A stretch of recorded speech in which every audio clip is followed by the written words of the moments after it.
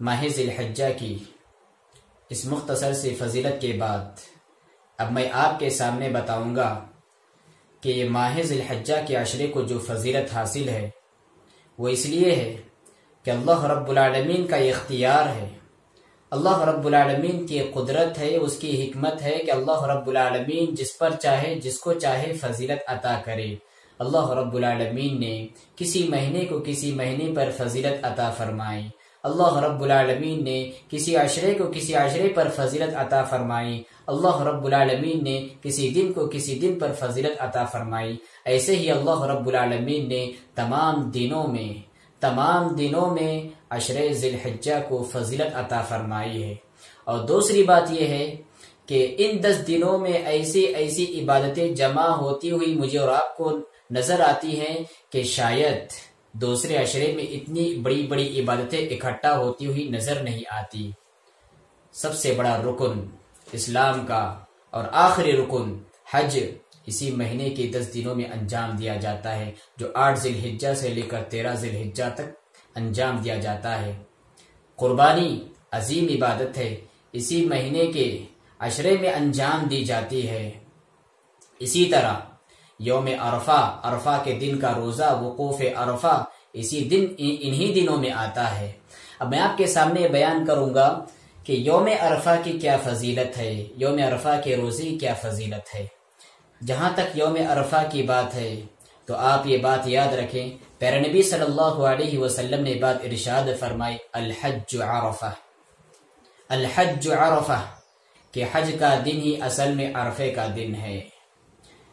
اللہ کے رسول صلی اللہ علیہ وسلم نے یہاں یہ بات ارشاد فرمائی کہ ارکان حج جتنے بھی ہیں ان ارکان میں سب سے بڑا رکن اگر کوئی ہے تو وہ وقوف عرفہ ہے۔ حاجی لوگ منا میں بھی وقوف کرتے ہیں، حاجی لوگ مزدلفہ میں بھی وقوف کرتے ہیں، لیکن پیارے نبی صلی اللہ علیہ وسلم نے وقوف عرفہ کی اہمیت کا احساس دلانے کے لیے اور اس کی عظمت و بڑائی کو بتانے کے لیے آپ نے فرمایا الحج عرفہ، کہ حاجی کا اصل حج عرفہ میں وقوف ہے۔ اگر کسی شخص سے منا کا وقوف چھوٹ جاتا ہے تو اس کا تدارک کیا جا سکتا ہے، مزدلفہ کا وقوف چھوٹ جاتا ہے تو اس کا تدارک کیا جا سکتا ہے، لیکن اگر کسی بندے سے وقوف عرفہ چھوٹ جاتا ہے تو ایسے بندے کا حج ہی باطل ہو جاتا ہے، اسے پھر دوبارہ حج کرنا پڑے گا۔ یہ سب سے پہلی بات تھی جو میں نے آپ کے سامنے رکھی۔ اور اس سلسلے میں دوسری بات یہ ہے، عرفہ کے دن کی اہمیت اور اس کی فضیلت کے لیے یہ بات بھی کافی ہے کہ اللہ رب العالمین نے اس دین کو، دین اسلام کو اسی دن مکمل کیا۔ اللہ رب العالمین نے دین اسلام، مذہب اسلام کو اسی دن مکمل کیا۔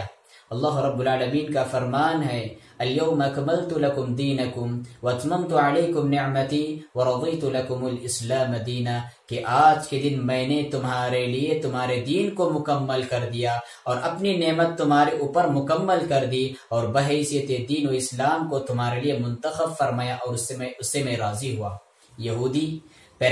یہودی حضرت عمر بن خطاب رضی اللہ تعالیٰ عنہ کی خدمت میں حاضر ہوئے اور انہوں نے کہا، اے امیر المؤمنین، تمہارے قرآن مجید میں ایک ایسی آیت ہے، اگر وہ آیت ہمارے تورات میں ہوتی اور جس دن وہ آیت نازل ہوئی ہوتی اس دن کو ہم اپنے لیے جشن کا دن مقرر کرتے، عید کا دن بنا لیتے۔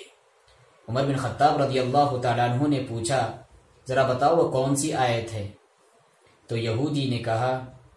کہ وہ آیت یہ ہے، الیوم اکملت لکم دینکم واتممت علیکم نعمتی ورضیت لکم الاسلام دینا۔ عمر بن خطاب رضی اللہ تعالیٰ عنہ نے کہا کہ میں اچھی طرح جانتا ہوں کہ یہ آیت کب، کہاں، کس مقام پر نازل ہوئی۔ یہ آیت وقوف عرفہ میں پیارے نبی صلی اللہ علیہ وسلم، آپ صلی اللہ علیہ وسلم عرفہ کے روز نازل ہوئی آپ پر۔ تو اس سے بات معلوم ہوئی کہ یہی وہ دن ہے جس دن اللہ رب العالمین نے اسلام کے تمام احکامات، اسلام کی تمام تعلیمات کو آپ صلی اللہ علیہ وسلم پر مکمل ہونے کے ساتھ ساتھ اپنے اتمام نعمت کو اللہ رب العالمین نے بتلایا ہے، الیوم اکملت لکم دینکم واتممت علیکم نعمتی ورضیت لکم الاسلام کے ذریعے۔ محترم حاضرین، اسی طرح اس دن کی فضیلت کے لیے آپ کے سامنے یہ حوالہ بھی میں پیش کرنا چاہوں گا کہ جب حاجی لوگ وقوف عرفہ میں اپنی بندگی کا اظہار کرتے ہیں، اپنی ریاضتوں کا اظہار کرتے ہیں، حاجی لوگ پورے کے پورے ٹھہر کر قبلے کی طرف رخ کر کے اللہ رب العالمین کی بارگاہ میں ہاتھوں کو اٹھا کر دعائیں کرتے ہیں، مناجات کرتے ہیں، عبادت کا یہ ماحول، بندگی کا یہ ماحول، عاجزی و انکساری کا یہ ماحول دیکھ کر اللہ رب العالمین کی دریائے رحمت کو جوش آتا ہے۔ اس دن اللہ رب العالمین نار جہنم سے اتنے بندوں کو آزاد کر دیتا ہے، اتنے پاپیوں کو اللہ رب العالمین نار جہنم سے نکال کر جنت کا حقدار ٹھہراتا ہے کہ نہ اس سے پہلے ایسا کبھی دیکھا گیا اور نہ کبھی اس کے بعد ایسا دیکھا جائے گا۔ تو اس دن اللہ رب العالمین کے بخشش کے لوگ ایسے بخشے جائیں گے کہ سبحان اللہ، کہ پیارے نبی صلی اللہ علیہ وسلم نے ارشاد فرمایا کہ اس روز اللہ رب العالمین بکثرت جہنمیوں کو آزاد فرما دیتا ہے۔ عرفہ کے دن سے پہلے جن لوگوں کا نام جہنمیوں کے لسٹ میں تھا، وقوف عرفہ کیا آیا، یوم عرفہ کا دن کیا آیا کہ اللہ رب العالمین نے ان کے نام جہنمیوں کی فہرست سے نکال کر جنتیوں کی فہرست میں شامل فرمایا، اور ایسے لوگوں کو اللہ رب العالمین نے جنت کا حقدار ٹھہرایا۔ اور اسی دن اللہ رب العالمین جو وہاں پر عرفات کے میدان میں لوگ ٹھہرتے ہیں، اللہ رب العالمین آسمان دنیا پر آ کر فرشتوں پر فخر کرتے ہوئے کہتا ہے، جاؤنی شعثا غبرا، کہ اے میرے فرشتوں یہ دیکھو یہ میرے بندے میرے پاس آئے ہیں، پراگندہ بال ہیں، پراگندہ حال ہے، عاجزی ہے، انکساری ہے، عبادت میں خشوع خضوع ہے۔ اللہ رب العالمین اپنے بندوں پر فرشتوں کے سامنے فخر کرتے ہوئے کہتا ہے کہ یہ میری دریائے رحمت کی امید لیے ہوئے میرے پاس آئے ہوئے ہیں، اور اللہ رب العالمین سب کے لیے عام معافی کا اعلان فرما دیتا ہے۔ محترم ناظرین، یہی وہ دن ہے کہ جس دن اللہ رب العالمین نے جب حضرت آدم علیہ السلام کی پشت سے ان کی ذریت کو نکالا، تو اس وقت اللہ رب العالمین نے ساری بنی آدم سے، سارے انسانوں سے ایک عہد لیا جس کو عہد الست کہا جاتا ہے۔ اللہ رب العالمین نے قرآن مجید میں اس کا نقشہ کھینچا، وَإِذْ أَخَذَ رَبُّكَ مِنْ بَنِي آدَمَ مِنْ ظُهُورِهِمْ ذُرِّيَّتَهُمْ وَأَشْهَدَهُمْ عَلَى أَنفُسِهِمْ أَلَسْتُ بِرَبِّكُمْ قَالُوا بَلَى شَهِدْنَا أَن تَقُولُوا يَوْمَ الْقِيَامَةِ إِنَّا كُنَّا عَنْ هَذَا غَافِلِينَ۔ یاد کرو اس وقت کو کہ جب اللہ رب العالمین نے آدم کی پشت سے ذریت کو نکالا تو اللہ رب العالمین نے ان سے پوچھا، أَلَسْتُ بِرَبِّكُمْ، کیا میں تمہارا رب نہیں ہوں؟ تو انہوں نے کہا، قالوا بلا وربنا، اے رب تیرے ذات کی قسم، یقیناً تو ہی ہمارا رب ہے۔ قالوا شہدنا علی انفسنا، ہم اس بات کی گواہی دیتے ہیں۔ تو اللہ رب العالمین نے جس دن انسانیت سے یہ عہد لیا، توحید کا اقرار لیا، توحید کا وعدہ لیا، آسمان پر یہی وہ دن تھا۔ پیارے نبی صلی اللہ علیہ وسلم نے فرمایا کہ وہ عرفہ کا ہی دن تھا، اور یہی وجہ ہے کہ عرفہ میں حاجی لوگوں کے لیے جو سب سے افضل دعا قرار پائی وہ دعائے توحید تھی۔ اللہ کے رسول صلی اللہ علیہ وسلم نے فرمایا، سب سے افضل دعا جس کو میں نے مانگا ہے عرفہ کے دن، اور مجھ سے پہلے نبیوں نے مانگا ہے عرفہ کے دن، وہ دعا یہی ہے، لا الہ الا اللہ وحدہ لا شریک لہ، لہ الملک ولہ الحمد وہو علی کل شیء قدیر، کہ اللہ رب العالمین کے سوا کوئی معبود برحق نہیں ہے، وہ تنہا ہے، اس کی ذات میں کوئی شریک نہیں ہے، اسی کے لیے بادشاہت ہے، اسی کے لیے تمام تعریفات ہے، اور وہی ہر چیز پر قادر ہے۔ اللہ رب العالمین نے جہاں اس دن توحید کا اقرار لیا بندوں سے، وہیں پر اللہ رب العالمین جو کہ اقرار توحید کے اعتبار سے سب سے بڑا اقرار تھا، تو دعا کے اعتبار سے اس دنیا میں اور اس دھرتی پر پڑھی جانے والی افضل دعا، افضل دن، وہ یہی دعا ہے، وہ دعا توحید ہے، لا الہ الا اللہ وحدہ لا شریک لہ، لہ الملک ولہ الحمد وہو علی کل شیء قدیر۔ ناظرین، اب اس کے بعد میں آپ کے سامنے بیان کروں گا کہ اس کی ایک خاص فضیلت ہے۔ جہاں حاجی لوگ وہاں عرفات میں وقوف کر کے اللہ رب العالمین کی بندگی کا حق ادا کرتے ہیں، وہیں پر غیر حاجی لوگ اس دن بھی اللہ رب العالمین کے بندگی کا حق ادا کرنے کی کوشش کرتے ہیں، اور اس دن کا ایک اہم کام، اس دن میں انجام دی جانے والی ایک اہم بندگی یہ بھی ہے کہ میں اور آپ اس دن روزہ رکھیں۔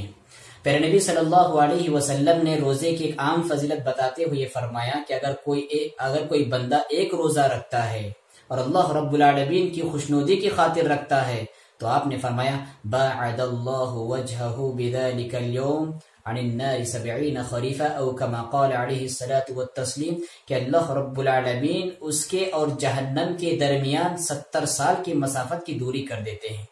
یہ عام روزے کی فضیلت ہے، اور سبحان اللہ، پیارے نبی صلی اللہ علیہ وسلم کی سنت رہی ہے کہ اللہ کے رسول صلی اللہ علیہ وسلم کان یصوم 9 ذی الحجہ، کہ اللہ کے رسول صلی اللہ علیہ وسلم 1 ذی الحجہ سے لے کر 9 ذی الحجہ کے پورے 9 روزے رکھا کرتے تھے۔ اور اللہ کے رسول صلی اللہ علیہ وسلم نے عرفے کی روزے کی فضیلت کے حوالے سے ارشاد فرمایا صیام یوم عرفہ احتسب علی اللہ ان یکفر السنة التي قبلها والسنة التي بعدها۔ سبحان اللہ، کتنی عظیم فضیلت ہے، کتنا عظیم مقام ہے اس دن کا، کتنا عظیم رتبہ ہے اس دن کا کہ اللہ کے رسول نے فرمایا احتسب علی اللہ ان یکفر السنة التي قبلها والسنة التي بعدها، کہ عرفہ کے دن کا اگر کوئی روزہ بندہ رکھتا ہے تو میں اللہ رب العالمین کی ذات پر یقین اور اعتقاد اور ایمان رکھتے ہوئے کہتا ہوں، مجھے امید ہے اللہ رب العالمین کی ذات سے کہ اللہ رب العالمین اس بندے کے 1 سال پہلے کے گناہ اور 1 سال بعد کے گناہ اللہ رب العالمین معاف فرمائے گا۔ حضرات، کتنا زرعی ماحول ہوگا، کتنا حسین ماحول ہوگا وہاں، اور کتنا سنہرا موقع ہوگا اس وقت جب حاجی لوگ وقوف عرفہ کر اللہ رب العالمین کی بندگی کر رہے ہیں عرفہ کے دن، اور وہیں پر غیر حاجی لوگ روزہ رکھ کر اللہ رب العالمین کی بندگی کر رہے ہوتے ہیں۔ اور یہی وجہ ہے کہ اللہ رب العالمین اس روز اور اس دن بکثرت